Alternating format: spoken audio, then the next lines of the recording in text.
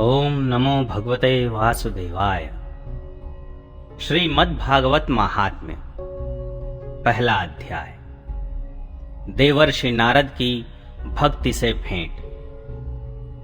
सच्चिदानंद स्वरूप भगवान श्री कृष्ण को हम नमस्कार करते हैं, जो जगत की उत्पत्ति, स्थिति और विनाश के हेतु तथा आध्यात्मिक, आधिदैविक और आधि भौतिक तीनों प्रकार के तापों का नाश करने वाले हैं। जिस समय श्री सुखदेव जी का यज्ञोपवीत संस्कार भी नहीं हुआ था तथा लौकिक वैदिक कर्मों के अनुष्ठान का अवसर भी नहीं आया था, तभी उन्हें अकेले ही संन्यास लेने के लिए घर से जाते देखकर उनके पिता व्यास जी विरह से कातर होकर पुकारने लगे, बेटा बेटा तुम कहां जा रहे हो? उस समय वृक्षों ने तन्मय होने के कारण श्री सुखदेव जी की ओर से उत्तर दिया था, ऐसे सर्वभूत हृदय स्वरूप श्री सुखदेव मुनि को मैं नमस्कार करता हूँ। एक बार भगवत कथामृत का रसास्वादन करने में कुशल मुनिवर शौनक जी ने नैमिषारण्य क्षेत्र में विराजमान महामति सूत जी को नमस्कार करके उनसे पूछा। शौनक जी बोले, सूत जी, आपका ज्ञान अज्ञानांधकार को नष्ट करने के लिए करोड़ों सूर्यों के समान है। आप हमारे कानों के लिए रसायन, अमृत स्वरूप सार गर्भित कथा कहिए। भक्ति, ज्ञान और वैराग्य से प्राप्त होने वाले महान विवेक की वृद्धि किस प्रकार होती है तथा वैष्णव लोग किस तरह इस माया मोह से अपना पीछा छुड़ाते हैं। इस घोर कलिकाल में जीव प्रायः आसुरी स्वभाव के हो गए हैं। विविध क्लेशों से आक्रांत इन जीवों को शुद्ध दैवी शक्ति संपन्न बनाने का सर्वश्रेष्ठ उपाय क्या है? सूत जी, आप हमें कोई ऐसा शाश्वत साधन बताइए जो सबसे अधिक कल्याणकारी तथा पवित्र करने वालों में भी पवित्र हो तथा जो भगवान श्री कृष्ण की प्राप्ति करा दे। चिंतामणि केवल लौकिक सुख दे सकती है और कल्प वृक्ष अधिक से अधिक स्वर्गीय संपत्ति दे सकता है, परंतु गुरुदेव प्रसन्न होकर भगवान का योगी दुर्लभ नित्य वैकुंठ धाम दे देते हैं। सूत जी ने कहा, शौनक जी, तुम्हारे हृदय में भगवान का प्रेम है, इसलिए मैं विचार कर तुम्हें संपूर्ण सिद्धांतों का निष्कर्ष सुनाता हूं, जो जन्म मृत्यु के भय का नाश कर देता है, जो भक्ति के प्रवाह को बढ़ाता है और भगवान श्री कृष्ण की प्रसन्नता का प्रधान कारण है। मैं तुम्हें वह साधन बतलाता हूं, उसे सावधान होकर सुनो। श्री सुखदेव जी ने कलयुग में जीवों के काल रूपी सर्प के मुख का ग्रास होने के त्रास का आत्यंतिक नाश करने के लिए श्रीमद्भागवत शास्त्र का प्रवचन किया है। मन की शुद्धि के लिए इससे बढ़कर कोई साधन नहीं है। जब मनुष्य के जन्म जन्मांतर का पुण्य उदय होता है, तभी उसे इस भागवत शास्त्र की प्राप्ति होती है। जब सुखदेव जी राजा परीक्षित को यह कथा सुनाने के लिए सभा में विराजमान हुए, तब देवता लोग उनके पास अमृत का कलश लेकर आए। देवता अपना काम बनाने में बड़े कुशल होते हैं, अतः यहाँ भी सबने सुखदेव मुनि को नमस्कार करके कहा, आप यह अमृत लेकर बदले में हमें कथामृत का दान दीजिए। इस प्रकार परस्पर विनिमय हो जाने पर राजा परीक्षित अमृत का पान करें और हम सब श्रीमद्भागवत रूप अमृत का पान करेंगे। इस संसार में कहां कांच और कहां महामूल्य मणि तथा कहां सुधा और कहां कथा। श्री सुखदेव जी ने उस समय देवताओं की हंसी उड़ा दी। उन्हें भक्ति शून्य कथा का अनधिकारी जानकर कथामृत का दान नहीं किया। इस प्रकार यह श्रीमद्भागवत की कथा देवताओं को भी दुर्लभ है। पूर्व काल में श्रीमद्भागवत के श्रवण से ही राजा परीक्षित की मुक्ति देखकर ब्रह्मा जी को भी बड़ा आश्चर्य हुआ था। उन्होंने सत्य लोक में तराजू बांधकर सब साधनों को तौला। अन्य सभी साधन तौल में हल्के पड़ गए। अपने महत्व के कारण भागवत ही सबसे भारी रहा। यह देखकर सभी ऋषियों को बड़ा विस्मय हुआ। उन्होंने कलयुग में इस भगवत रूप भागवत शास्त्र को ही पढ़ने सुनने से तत्काल मोक्ष देने वाला निश्चय किया। सप्ताह विधि से श्रवण करने पर यह निश्चय ही भक्ति प्रदान करता है। पूर्व काल में इसे दया परायण सनकादि ने देवर्षि नारद को सुनाया था। यद्यपि देवर्षि ने पहले ब्रह्मा जी के मुख से इसे श्रवण कर लिया था, तथापि सप्ताह श्रवण की विधि तो उन्हें सनकादि ने ही बताई थी। शौनक जी ने पूछा, सांसारिक प्रपंच से मुक्त एवं विचरणशील नारद जी का सनकादि के साथ संयोग कहाँ हुआ और विधि विधान के श्रवण में उनकी प्रीति कैसे हुई? सूत जी ने कहा, अब मैं तुम्हें वह भक्ति पूर्ण कथानक सुनाता हूं जो श्री सुखदेव जी ने मुझे अपना अनन्य शिष्य जानकर एकांत में सुनाया था। एक दिन विशालापुरी में वे चारों निर्मल ऋषि सत्संग के लिए आए। वहां उन्होंने नारद जी को देखा। सनकादि ने पूछा, ब्रह्मन, आपका मुख उदास क्यों हो रहा है? आप चिंतातुर कैसे हैं? इतनी जल्दी जल्दी आप कहां जा रहे हैं और आपका आगमन कहां से हो रहा है? इस समय तो आप उस पुरुष के समान व्याकुल जान पड़ते हैं जिसका सारा धन लुट गया हो। आप जैसे आसक्ति रहित पुरुषों के लिए यह उचित नहीं है। इसका कारण बताइए। नारद जी ने कहा, मैं सर्वोत्तम लोक समझकर पृथ्वी में आया था। यहाँ पुष्कर, प्रयाग, काशी, गोदावरी, हरिद्वार, कुरुक्षेत्र, श्रीरंग और सेतुबंध आदि कई तीर्थों में मैं इधर उधर विचरता रहा, किंतु मुझे कहीं भी मन को संतोष देने वाली शांति नहीं मिली। इस समय अधर्म के सहायक कलयुग ने सारी पृथ्वी को पीड़ित कर रखा है। अब यहाँ सत्य, तप, शौच, दया, दान आदि कुछ भी नहीं है। बेचारे जीव केवल अपना पेट पालने में लगे हुए हैं। वे असत्यभाषी, आलसी, मंदबुद्धि, भाग्यहीन, उपद्रवग्रस्त हो गए हैं। जो साधु संत कहे जाते हैं वे पूरे पाखंडी हो गए हैं। देखने में तो वे विरक्त हैं, किंतु स्त्री धन आदि सभी का परिग्रह करते हैं। घरों में स्त्रियों का राज्य है। साले सलाहकार बने हुए हैं। लोभ से लोग कन्या विक्रय करते हैं और स्त्री पुरुषों में कलह मचा रहता है। महात्माओं के आश्रम, तीर्थ और नदियों पर यवनों का अधिकार हो गया है। उन दुष्टों ने बहुत से देवालय भी नष्ट कर दिए हैं। इस समय यहां न कोई योगी है, न सिद्ध है, न ज्ञानी है और न सत्कर्म करने वाला ही है। सारे साधन इस समय कलिरूप दावानल से जलकर भस्म हो गए हैं। इस कलयुग में सभी देशवासी बाजारों में अन्न बेचने लगे हैं। ब्राह्मण लोग पैसा लेकर वेद पढ़ाते हैं और स्त्रियां वेश्यावृत्ति से निर्वाह करने लगी हैं। इस तरह कलयुग के दोष देखता और पृथ्वी पर विचरता हुआ मैं यमुना जी के तट पर पहुंचा, जहां भगवान श्री कृष्ण की अनेकों लीलाएं हो चुकी हैं। मुनिवरों, सुनिए, वहां मैंने एक बड़ा आश्चर्य देखा।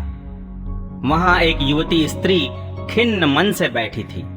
उसके पास दो वृद्ध पुरुष अचेत अवस्था में पड़े जोर जोर से सांस ले रहे थे। वह तरुणी उनकी सेवा करती हुई कभी उन्हें चेत कराने का प्रयत्न करती और कभी उनके आगे रोने लगती थी। वह अपने शरीर के रक्षक परमात्मा को दसों दिशाओं में देख रही थी। उसके चारों ओर सैकड़ों स्त्रियां उसे पंखा झल रही थीं और बार बार समझाती जाती थीं। दूर से यह सब चरित्र देखकर मैं कुतूहलवश उसके पास चला गया। मुझे देखकर वह युवती खड़ी हो गई और बड़ी व्याकुल होकर कहने लगी। युवती ने कहा, अजी महात्मा जी, क्षण भर ठहर जाइए और मेरी चिंता को भी नष्ट कर दीजिए। आपका दर्शन तो संसार के सभी पापों को सर्वथा नष्ट कर देने वाला है। आपके वचनों से मेरे दुख की भी बहुत कुछ शांति हो जाएगी। मनुष्य का जब बड़ा भाग्य होता है तभी आपके दर्शन हुआ करते हैं। नारद जी कहते हैं, तब मैंने उस स्त्री से पूछा, देवी तुम कौन हो? ये दोनों पुरुष तुम्हारे क्या होते हैं? और तुम्हारे पास ये कमल नयनी देवियां कौन हैं? तुम हमें विस्तार से अपने दुख का कारण बताओ। युवती ने कहा, मेरा नाम भक्ति है। ये ज्ञान और वैराग्य नामक मेरे पुत्र हैं। समय के फेर से ही ये ऐसे जर्जर हो गए हैं। ये देवियां गंगा जी आदि नदियां हैं। ये सब मेरी सेवा करने के लिए ही आई हैं। इस प्रकार साक्षात देवियों के द्वारा सेवित होने पर भी मुझे सुख शांति नहीं है।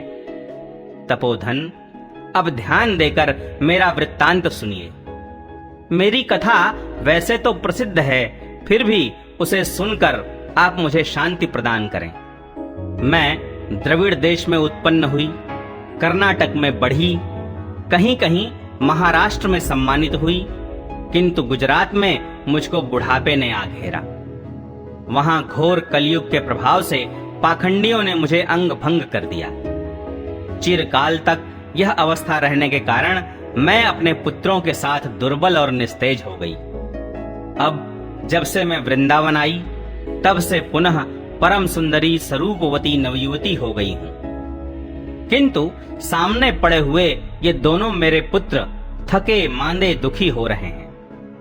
अब मैं यह स्थान छोड़कर अन्यत्र जाना चाहती हूं। ये दोनों बूढ़े हो गए हैं, इसी दुख से मैं दुखी हूं। मैं तरुणी क्यों और ये दोनों मेरे पुत्र बूढ़े क्यों? हम तीनों साथ साथ रहने वाले हैं, फिर यह विपरीतता क्यों? होना तो यह चाहिए कि माता बूढ़ी हो और पुत्र तरुण। इसी से मैं आश्चर्यचकित चित्त से अपनी इस अवस्था पर शोक करती रहती हूं। आप परम बुद्धिमान एवं योग निधि हैं। इसका क्या कारण हो सकता है, बताइए। नारद जी ने कहा, साध्वी, मैं अपने हृदय में ज्ञान दृष्टि से तुम्हारे संपूर्ण दुख का कारण देखता हूं। तुम्हें विषाद नहीं करना चाहिए। श्री हरि तुम्हारा कल्याण करेंगे। सूत जी कहते हैं, मुनिवर नारद जी ने एक क्षण में ही उसका कारण जानकर कहा। नारद जी ने कहा, देवी सावधान होकर सुनो, यह दारुण कलयुग है। इसी से इस समय सदाचार, योग मार्ग और तप आदि सभी लुप्त हो गए हैं। लोग शठता और दुष्कर्म में लगकर अघासुर बन रहे हैं। संसार में जहां देखो वहीं सत्पुरुष दुख से म्लान हैं और दुष्ट सुखी हो रहे हैं। इस समय जिस बुद्धिमान पुरुष का धैर्य बना रहे, वही बड़ा ज्ञानी या पंडित है। पृथ्वी क्रमशः प्रतिवर्ष शेष जी के लिए भार रूप होती जा रही है। अब यह छूने योग्य तो क्या, देखने योग्य भी नहीं रह गई है और न इसमें कहीं मंगल ही दिखाई देता है। अब किसी को पुत्रों के साथ तुम्हारा दर्शन भी नहीं होता। विषयानुराग के कारण अंधे बने हुए जीवों से उपेक्षित होकर तुम जर्जर हो रही थी। वृंदावन के संयोग से तुम फिर नवीन तरुणी हो गई हो। अतः यह वृंदावन धाम धन्य है, जहां भक्ति सर्वत्र नृत्य कर रही है। परंतु तुम्हारे इन दोनों पुत्रों का यहां कोई ग्राहक नहीं है, इसलिए इनका बुढ़ापा नहीं छूट रहा है। यहां इनको कुछ आत्म सुख की प्राप्ति होने के कारण ये सोते से जान पड़ते हैं। भक्ति ने कहा, राजा परीक्षित ने इस पापी कलयुग को क्यों रहने दिया? इसके आते ही सब वस्तुओं का सार न जाने कहां चला गया। करुणामय श्री हरि से भी यह अधर्म कैसे देखा जाता है? मुने, मेरा यह संदेह दूर कीजिए। आपके वचनों से मुझे बड़ी शांति मिली है। नारद जी ने कहा, बाले, यदि तुमने पूछा है तो प्रेम से सुनो कल्याणी। मैं तुम्हें सब बताऊंगा और तुम्हारा दुख दूर हो जाएगा। जिस दिन भगवान श्री कृष्ण इस भूलोक को छोड़कर अपने परम धाम को पधारे, उसी दिन से यहाँ संपूर्ण साधनों में बाधा डालने वाला कलयुग आ गया। दिग्विजय के समय राजा परीक्षित की दृष्टि पड़ने पर कलयुग दीन के समान उनकी शरण में आया। भ्रमर के समान सारग्राही राजा ने यह निश्चय किया कि इसका वध मुझे नहीं करना चाहिए, क्योंकि जो फल तपस्या, योग एवं समाधि से भी नहीं मिलता, कलयुग में वही फल श्री हरि कीर्तन से ही भली भांति मिल जाता है। इस प्रकार सारहीन होने पर भी उसे इस एक ही दृष्टि से सार युक्त देखकर उन्होंने कलयुग में उत्पन्न होने वाले जीवों के सुख के लिए ही इसे रहने दिया था। इस समय लोगों के कुकर्म में प्रवृत्त होने के कारण सभी वस्तुओं का सार निकल गया है और पृथ्वी के सारे पदार्थ बीजहीन भूसी के समान हो गए हैं। ब्राह्मण केवल अन्न धनादि के लोभवश घर घर एवं जन जन को भागवत की कथा सुनाने लगे हैं, इसलिए कथा का सार चला गया। तीर्थों में नाना प्रकार के अत्यंत घोर कर्म करने वाले नास्तिक और नारकी पुरुष भी रहने लगे हैं, इसलिए तीर्थों का भी प्रभाव जाता रहा। जिनका चित्त निरंतर काम, क्रोध, महान लोभ और तृष्णा से तपता रहता है, वे भी तपस्या का ढोंग करने लगे हैं, इसलिए तप का भी सार निकल गया। मन पर काबू न होने के कारण तथा लोभ, दंभ और पाखंड का आश्रय लेने के कारण एवं शास्त्र का अभ्यास न करने से ध्यान योग का फल मिट गया। पंडितों की यह दशा है कि वे अपनी स्त्रियों के साथ भैंसों की तरह रमण करते हैं। उनमें संतान पैदा करने की ही कुशलता पाई जाती है, मुक्ति साधन में वे सर्वथा अकुशल हैं। संप्रदायानुसार प्राप्त हुई वैष्णवता भी कहीं देखने में नहीं आती। इस प्रकार जगह जगह सभी वस्तुओं का सार लुप्त हो गया है। यह तो इस युग का स्वभाव ही है, इसमें किसी का दोष नहीं है। इसी से पुंडरीकाक्ष भगवान बहुत समीप रहते हुए भी यह सब सह रहे हैं। सूत जी कहते हैं, शौनक जी, इस प्रकार देवर्षि नारद के वचन सुनकर भक्ति को बड़ा आश्चर्य हुआ। फिर उसने जो कुछ कहा उसे सुनिए। भक्ति ने कहा, देवर्षे आप धन्य हैं, मेरा बड़ा सौभाग्य था जो आपका समागम हुआ। संसार में साधुओं का दर्शन ही समस्त सिद्धियों का परम कारण है। आपका केवल एक बार का उपदेश धारण करके कयाधु कुमार प्रहलाद ने माया पर विजय प्राप्त कर ली थी।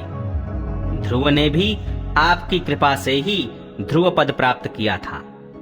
आप सर्व मंगलमय और साक्षात श्री ब्रह्मा जी के पुत्र हैं। मैं आपको नमस्कार करती हूँ।